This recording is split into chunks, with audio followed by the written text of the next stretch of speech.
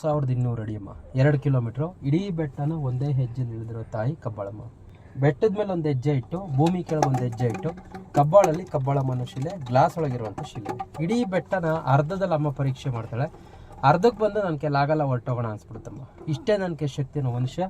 ಅಮ್ಮ ನನ್ನ ಹತ್ಸು ಕಬ್ಬಾಳಮ್ಮ ಅಂತ ಹೆಸರು ಹೇಳ್ಕೊಂಡು ಬೆಟ್ಟ ಆಗ್ತಾನೆ. ಈ ಬೆಟ್ಟದ ಮೇಲೆ ಬರೋ ತನಕ ಸುಸ್ತು, ಬೆಟ್ಟದ ಮೇಲೆ ಕಮ್ಮಿ ಆಗುತ್ತೆ. ಇವತ್ತು ವಿಶೇಷ ಹುಣ್ಣಿಮೆ ವಾರ. ಈ ವಾರ ಹುಣ್ಣಿಮೆ ಆಯಿತು. ಇವತ್ತೆಲ್ಲ ಬರೋರಿಗೆ ಹುಣ್ಣಿಮೆ ಕಪ್ಪು, ಹುಣ್ಣಿಮೆ ತಾಯಿ ತಗೊಳ್ಳ ಕೊಡ್ತೀವಿ. ಇದು ತಾಯಿ ಬಲಗೈ ಮೇಲೆ ಇರುತ್ತೆ.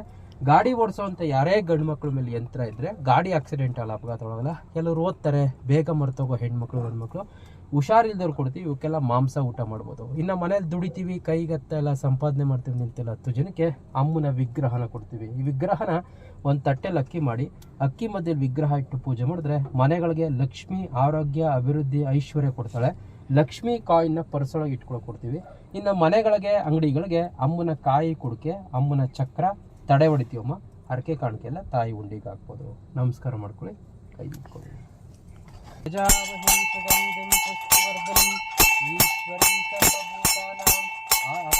ಆದಿಶಕ್ತಿ ನಮೋ ಮಹಾಕಾಳಿ ಮಹಾಶಕ್ತಿ ತ್ರಿಪುರ ಸುಂದರಿ ಶ್ರೀ ಕಬ್ಬಾಳ ದುರ್ಗಿ ನಮೋ ನಮಃ. ಸಾಧ್ಯಂ ತ್ರಿವಕ್ತಿನ ಸಂಯುಕ್ತಂ ವಹಿನ್ನಾಯನಂ ಧೂಪಂ ಸುಗಂಧಂ ಚ ಮನೋಹರಂ ಕಪಿಲಾಗ್ರತಾ ಸಂಯುಕ್ತಂ ಧೂಪೋಯಂ ಪ್ರತಿಗೃಹಸ್ಯಾಂ ಶ್ರೀ ಕಬ್ಬಾಳ ದುರ್ಗಿ